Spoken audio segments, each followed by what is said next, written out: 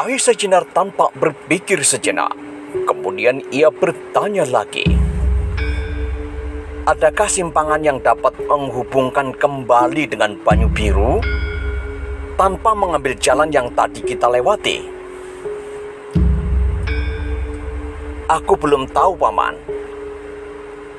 Kalau begitu, kita berhenti sebentar, Aryo, kata Mahesa Jenar sambil menarik kekang kudanya. Aryo Saloka juga menghentikan kudanya. Aryo, kita harus segera kembali. Kalau mungkin lewat jalan lain. Sebab, kalau kita mengambil jalan yang sama, pasti akan menimbulkan kecurigaan orang-orang yang berkuda itu. Sehingga mungkin mereka akan berbuat sesuatu atas kita. Aryo Saloka mengangguk-anggukkan kepalanya. Rupanya ia dapat mengerti keterangan Mahesa Jenar. Tiba-tiba hampir berteriak ia berkata, Paman, aku pernah pergi berburu bersama ayah. Kami mendaki lereng bukit itu lewat lorong sempit yang biasa dilewati orang mencari kayu. Aku tidak tahu apakah aku dapat menemukan jalan kembali itu. Tetapi aku masih ingat, Paman. Kami lewat di sebelah randu alas raksasa yang tampak itu. Mahesa Jenar memandang ke arah pohon raksasa yang ditunjukkan oleh Aryo Saloka. Pohon itu terletak di tengah-tengah hutan yang tidak begitu lebat di lereng bukit itu. Mungkinkah orang-orang tadi juga akan pergi berburu, Aryo? Aku kira tidak, Paman. Sebab perlengkapan mereka sama sekali bukan perlengkapan untuk berburu. Diam-diam Mahesa Jenar memuji kecerdasan otak anak itu. Katanya kemudian, beranikah kau membawa aku bertamasa ke bawah pohon itu? Aryo Saloka berpikir sejenak. Kemudian jawabnya, mari kita coba, Paman. Bila kita dapat mencapai pohon itu, jalannya akan lebih mudah untuk mencapai Banyu Biru. Sebab lorong di bawah pohon itu akan tembus sampai ke sendang muncul. Kalau sudah sampai ke sendang itu, sambil memejamkan mata, aku dapat menuntun Paman sampai ke rumah ayah. Kau terlalu sombong, Aryo, potong Mahesa Jenar sambil tersenyum. Sebaiknya kita coba saja. Tetapi kalau kau tidak berhasil, Aryo, membawa aku sampai ke rumahmu, awas saja. Aku tidak mau lagi bermain gundu bersamamu. Aryo Saloka tidak menjawab lagi. Tetapi segera ia menarik kekang kudanya dan memutarnya untuk seterusnya meloncat menyusup hutan yang tidak begitu lebat di lereng pegunungan Telomoyo. Mahesa Jenar pun segera mengikuti Aryo Saloka. Sebenarnya ia sama sekali tidak sangsi lagi setelah Aryo Saloka dapat menunjukkan anjar-anjar untuk mencapai Banyu Biru. Sebab baginya sama sekali tidak akan menemui kesulitan untuk mencapai pohon randu alas raksasa itu.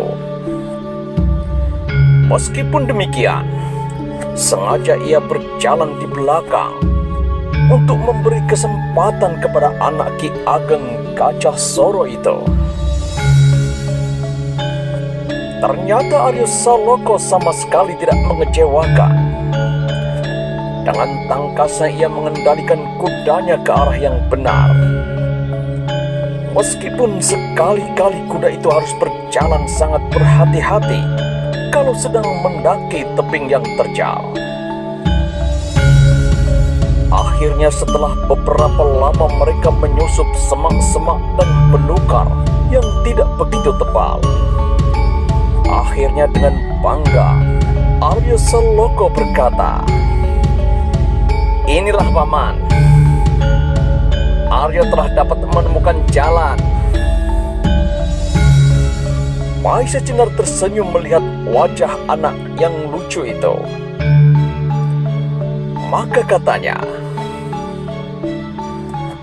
"Kau memang seorang pemburu yang hebat, Arya. Binatang-binatang buruanmu pasti tidak akan dapat melepaskan diri kalau kau sedang memburunya." Di luar dugaan Maisa Jenar, tampak wajah Arya Saloka tiba-tiba merengut. "Hanya itukah, paman? Tidakkah aku dapat menjadi lebih baik daripada seorang pemburu?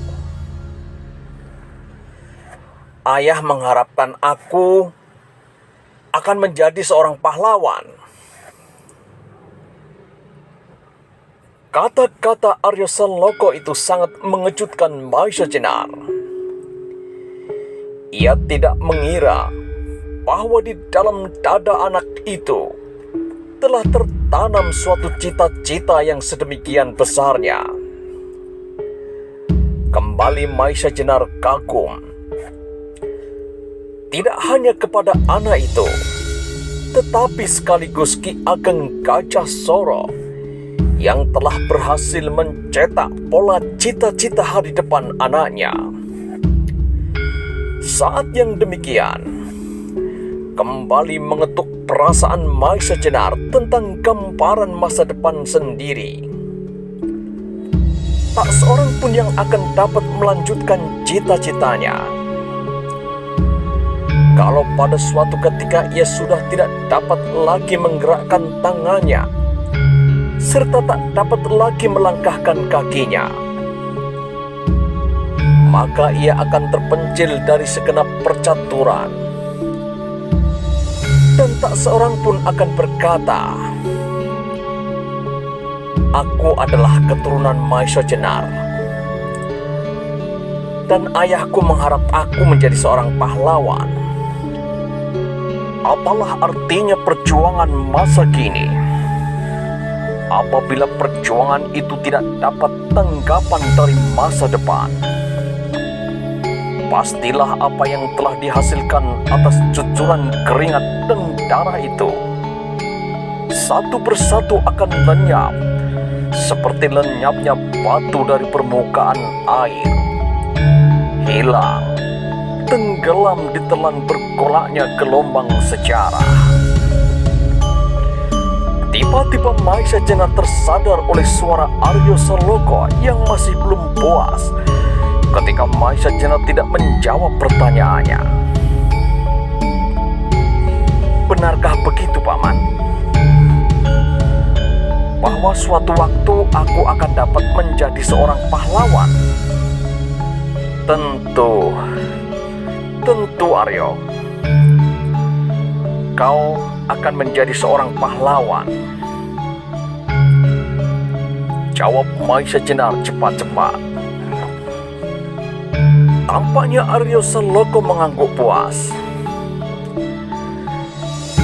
"Nah, sekarang kita tinggal menuruti lorong sempit itu sampai menuju Sendang Muncul, paman. Marilah Arya, kau berjalan di depan," jawab Maisa Jenar. Segera Arya Saloka dan Maisa Jenar melanjutkan perjalanannya menuju ke Sendang Muncul. Tetapi di sepanjang perjalanan itu Maisa Jenar tidak dapat melepaskan diri dari gangguan gagasannya mengenai masa depannya. Tiba-tiba belum beberapa lama mereka berjalan, Arya Saloka menghentikan kudanya. Matanya tertambat pada sesuatu di atas tanah, di jalan yang sedang dilaluinya. Tetapi belum lagi ia mengucapkan sesuatu, Maisa Jenar telah melihat tapak-tapak kaki kuda di lorong sempit itu. Telapak-telapak itu muncul dari dalam belukar di tepi lorong itu, dan beberapa langkah setelah mengikuti lorong itu, kemudian lenyap pula ke seberang yang lain. Telapak-telapak kuda, Paman, desis Aryo Saloko. Maisa Jenar menganggukkan kepala. Ia mencoba untuk mengetahui adakah telapak-telapak kuda itu ada hubungannya dengan orang-orang berkuda yang baru saja berpapasan di jalan.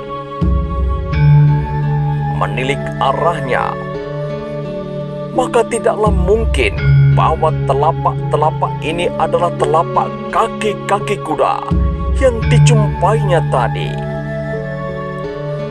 Jumpanya juga tidak sesuai. Telapak-telapak ini tidak lebih dari 5 ekor kuda.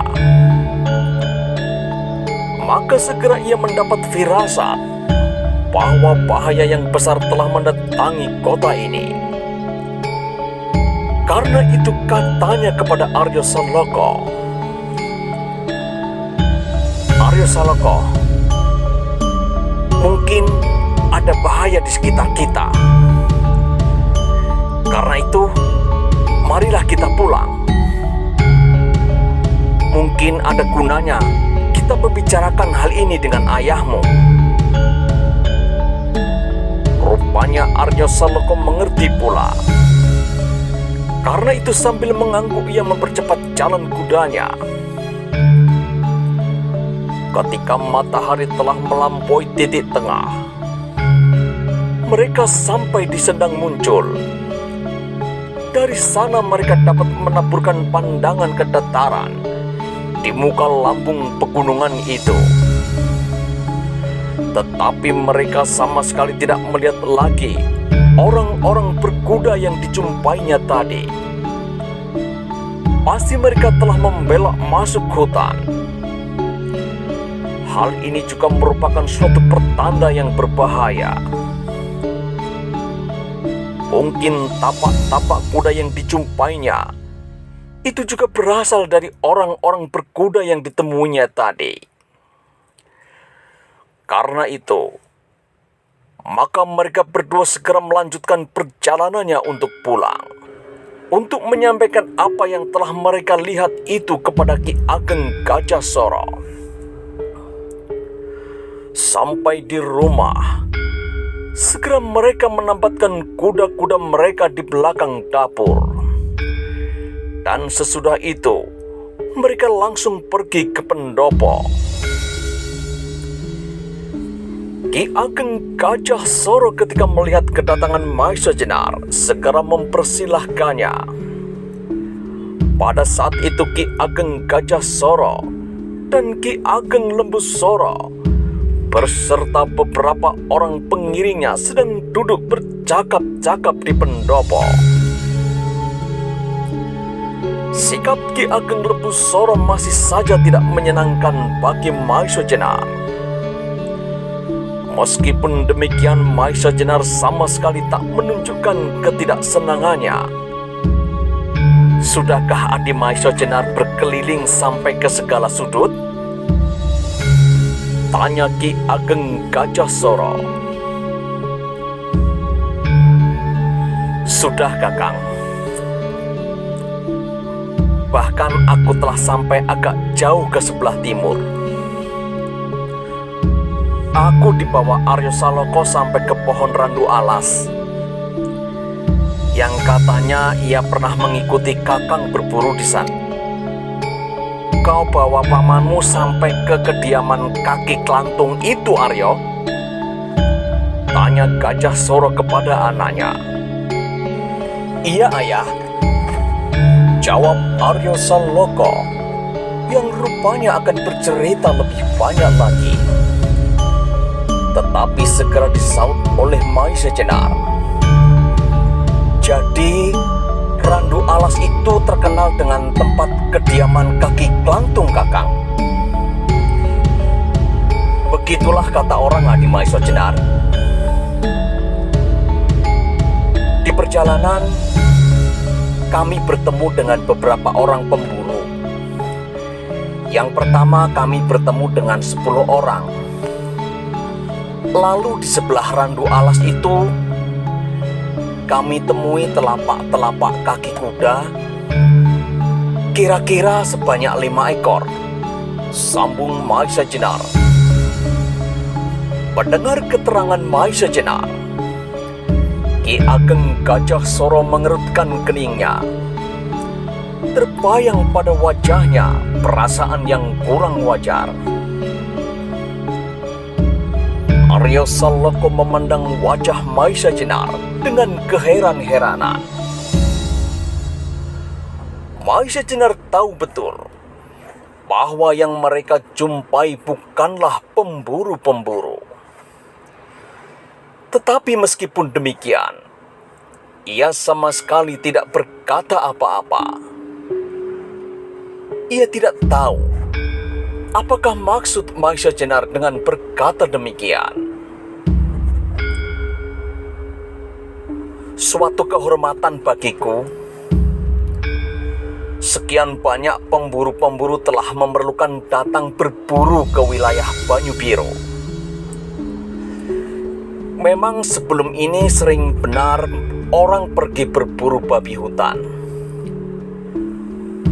Tetapi sekian banyak orang sekaligus adalah suatu hal yang jarang terjadi, kata Ki Ageng Gajah Soro. Sementara itu, Maisa Jenar selalu berusaha untuk memperhatikan wajah Ki Ageng Lembu Soro. Tetapi ternyata wajah itu tidak menunjukkan perubahan. Ia mendengarkan saja percakapan Maisa Jenar dengan Gajah Soro tanpa menaruh perhatian apa-apa. Ketika udara semakin panas, maka Ki Ageng Lembu Soro beserta para pengiringnya dipersilakan beristirahat di Gandok Kulon. Sedangkan Maisa Jenar dipersilakan untuk makan siang bersama Arya Salloko, sebab yang lain telah mendahuluinya. Sementara Maisa Jenar makan, ia sempat melihat kesibukan Gajah Soro. Rupanya laporannya menarik perhatiannya. Ia memerintahkan beberapa orang untuk melihat keadaan kota di bagian timur.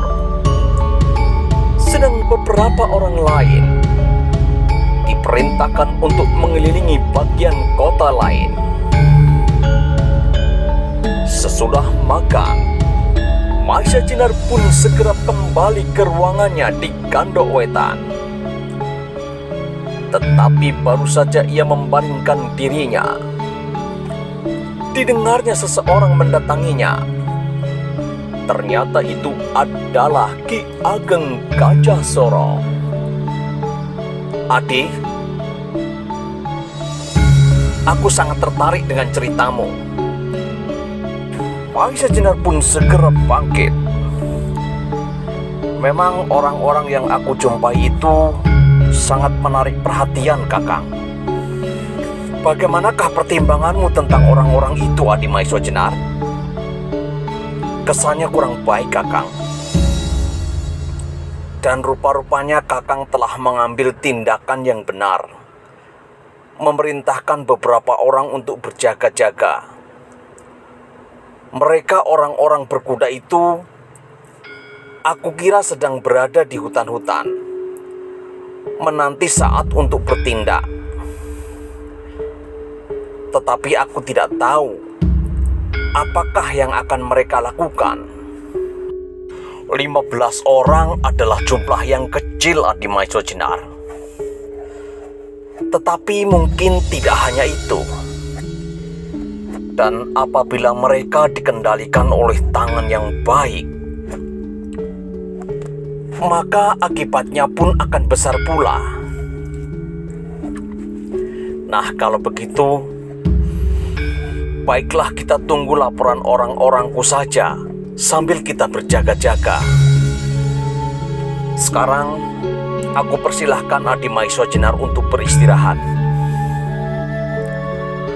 Kembali Maiso Jenar ditinggalkan seorang diri di dalam ruang itu. Ia mencoba membayangkan kembali wajah-wajah orang-orang berkuda yang ditemuinya tadi. Pastilah sesuatu akan terjadi di kota ini.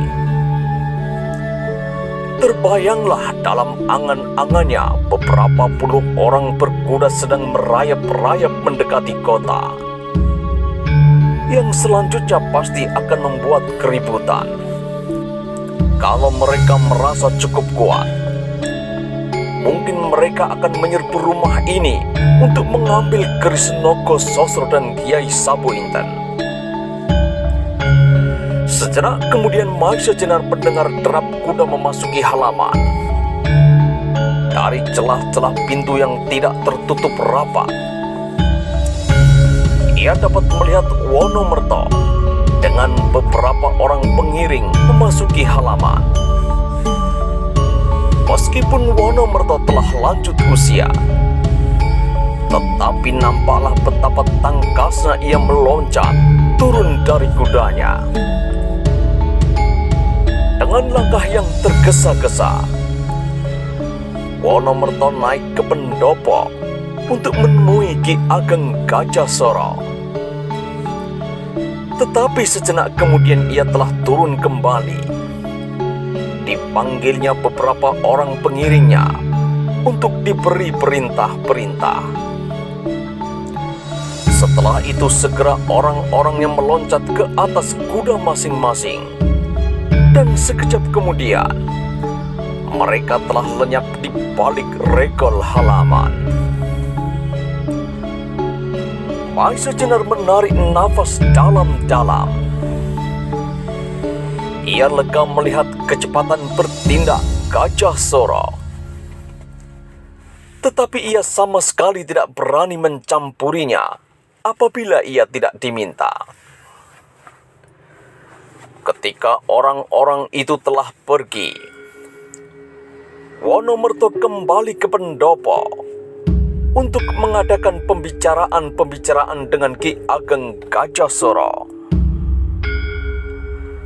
Sementara itu wajah langit di sebelah barat mulai membayang cahaya kemerah-merahan. Dan sejalan dengan semakin rendahnya matahari, hati Maiso Jenar menjadi semakin tegang pula.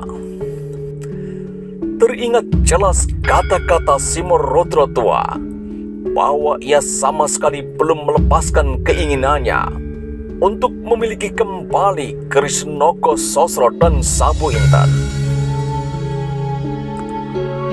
Maiso Jenar mulai menghubung-hubungkan. Apakah orang-orang berkuda itu mempunyai hubungan dengan kata-kata Simorudro itu? Belum lagi ia mendapat suatu kesimpulan apapun.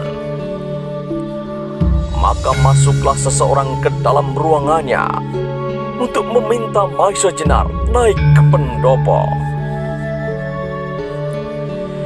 Di dalam pendopo itu ternyata telah hadir pula kecuali Wonomerto, juga Ki Ageng Lembu Soro, dan beberapa orang pengiringnya.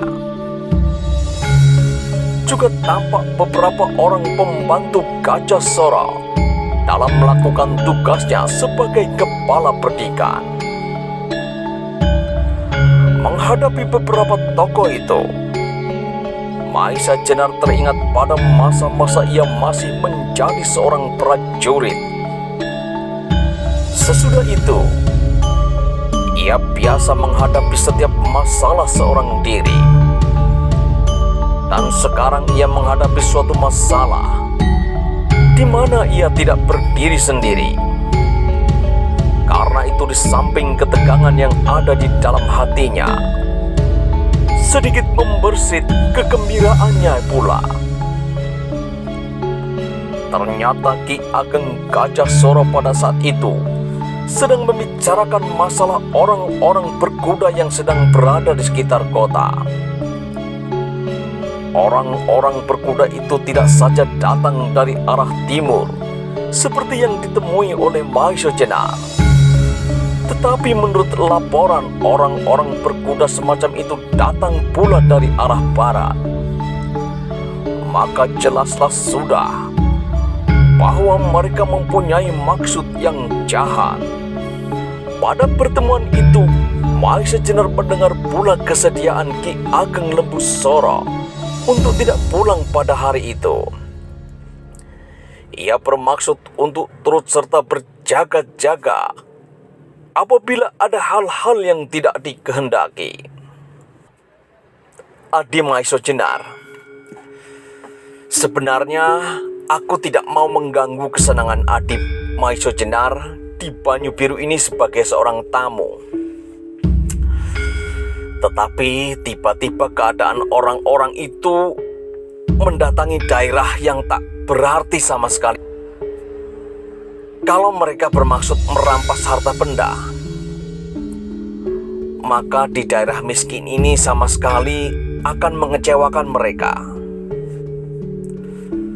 Tetapi bagaimanapun kami terpaksa mempertahankan diri terhadap apapun yang pernah kami miliki, kata Gajah Soro beberapa saat kemudian. Kata-kata itu jelas bagi Maesha Jenar. Meskipun Gajah Soro tidak menyebut-nyebut tentang kedua pusaka simpanannya,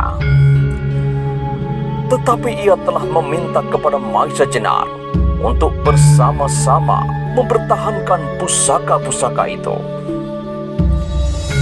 Sementara itu, terdengarlah derap kuda dengan kencangnya berlari memasuki halaman. Seorang pemuda yang tegap kuat segera menghentikan kuda itu dan langsung meloncat turun. Dengan langkah yang tergesa-gesa ia naik ke pendopo menghadap Ki Ageng Gajah Soro. Melihat wajahnya, pasti ia membawa sesuatu berita yang penting. Untuk beberapa lama ia tidak berkata apa-apa, sambil memandangi orang-orang yang hadir. Tampaknya ia ragu-ragu untuk menyampaikan sesuatu. Ki Ageng Gajah Soro melihat keraguan-raguannya, maka katanya, "Katakanlah, apa yang telah kau lihat?" Ki Ageng, pasukan Paman Sanepo telah terlibat dalam suatu pertempuran dengan kira-kira 30 orang berkuda yang datang dari arah barat. Katanya di sela-sela nafasnya yang mengalir cepat. 30? Ulang Gajah Soro. Iya, Ki Ageng, jawab pemuda itu. Berapa orang yang dibawa oleh pamanmu? 25, Ki Ageng. Kalau begitu seimbang. Tetapi kau boleh membawa orang-orang Sanjaya bersamamu. Nah, pergilah. Di sana ada 10 orang. Baik, Ki Ageng. Lalu dengan tangkasnya ia meloncat turun dan dengan kecepatan luar biasa ia naik ke punggung kudanya. Sekejap kemudian derap kuda itu telah semakin menjauh dan lenyap. Kita sudah mulai, kata Gajah Soro yang tampaknya masih tenang saja. Kakang Wonomerto, suruhlah seseorang membunyikan tanda bahaya supaya orang-orang kita di segenap arah mempersiapkan diri dan mengerti bahwa di salah satu sudut kota ini telah terjadi bentrokan. Wonomerto segera memerintahkan seseorang untuk membunyikan tanda bahaya, dan sebentar kemudian telah meraung-raung hampir di seluruh kota Banyu-Biru bunyi titir yang bersahut-sahutan.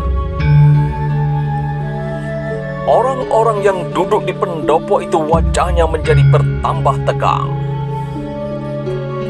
Mereka masih menanti perintah. Apakah yang harus mereka kerjakan? Tetapi Ki Ageng Gajah Soro sendiri dapat melakukan tugasnya dengan tenang dan tidak tergesa-gesa. Pada saat itu gelap malam telah mulai turun. Batang-batang pohon di halaman menjadi semakin kabur, diselubungi oleh kehitaman malam yang bertambah pekat. Tiba-tiba di daerah utara tampaklah langit berwarna darah, disusul oleh bunyi kentongan 3 kali, 5 kali ganda berturut-turut. Kebakaran, kata Wonomerto. Dengan mata yang memancarkan kemarahan, Ki Ageng Gajah Soro memandang ke arah langit yang membara di daerah utara itu. Tetapi meskipun demikian, ia masih bersikap tenang. Siapakah yang berada di sana? Tanya Gajah Soro kepada Wonomerto. Adipandan Kuning, jawab Wonomerto singkat. Kalau begitu mereka pasti terdiri dari orang-orang pilihan pula, sehingga di hadapan Paman Pandan Kuning mereka berhasil membakar rumah, kata Gajah Soro hampir bergumam. Paman, suruh seseorang sediakan kuda-kuda kami, kata Gajah Soro kemudian. Meskipun kata-kata itu diucapkan dengan perlahan-lahan, tetapi artinya adalah besar sekali. Gajah Soro sendiri telah merasa perlu untuk sewaktu-waktu bertindak. Menurut perhitungannya, orang-orang yang mendatangi Banyu-Biru itu pasti terdiri dari orang-orang yang tak dapat direndahkan. Wonomerto tidak lagi mau membuang waktu. Maka segera diperintahkan seseorang untuk menyiapkan kuda-kuda mereka. Berbarengan dengan itu Ki Ageng Lembu Sora pun telah memerintahkan orangnya untuk mempersiapkan kuda-kuda mereka pula. Saat orang-orang itu menyiapkan kuda di halaman, muncullah di antara mereka Aryo Saloko dengan 2 ekor kuda di tangannya. Seekor berwarna hitam mengkilap, dan yang seekor lagi berwarna abu-abu. Inilah kuda untukmu, Paman, teriaknya kepada Maisa Jenar. Maisa Jenar terkejut melihat Aryo Saloko hadir dalam kesibukan itu. Kau mau kemana, Aryo? Tanya Maisa Jenar. Aku ikut Paman ke tempat kebakaran itu, jawabnya. Aryo, kau jangan menambah kesibukanku dan pamanmu. Masuklah ke dalam. Kalau kau mau pergi juga, Seterusnya aku tak mau mengajari kau sama sekali, potong Gajah Soro. Arya Saloka memandang ayahnya dengan penuh kecewa. Tetapi ia sama sekali tidak berani membantah.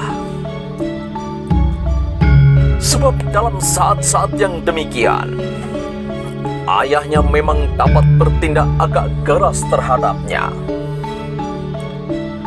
Sementara itu, keributan semakin menjadi-jadi.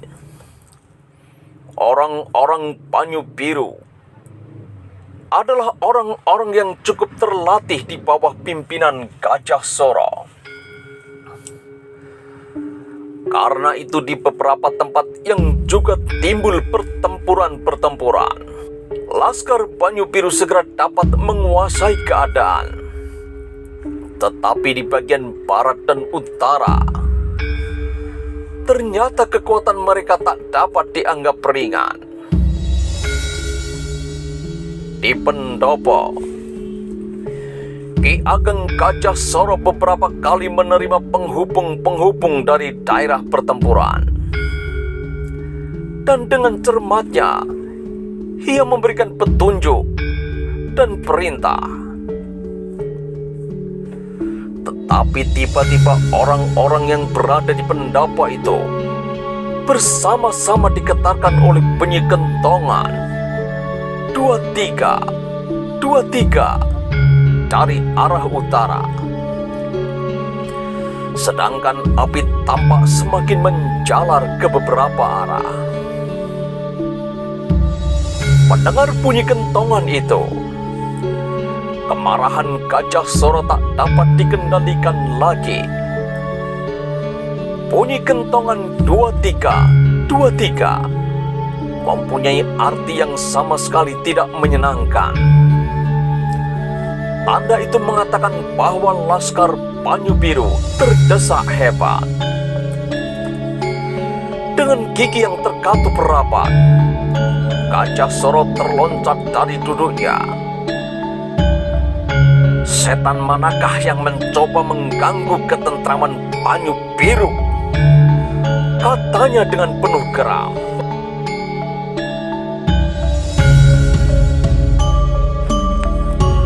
Bagaimanakah kisah selanjutnya? Temukan jawabannya di episode selanjutnya. Jangan lupa untuk like, komen, dan subscribe. Sampai jumpa di episode selanjutnya.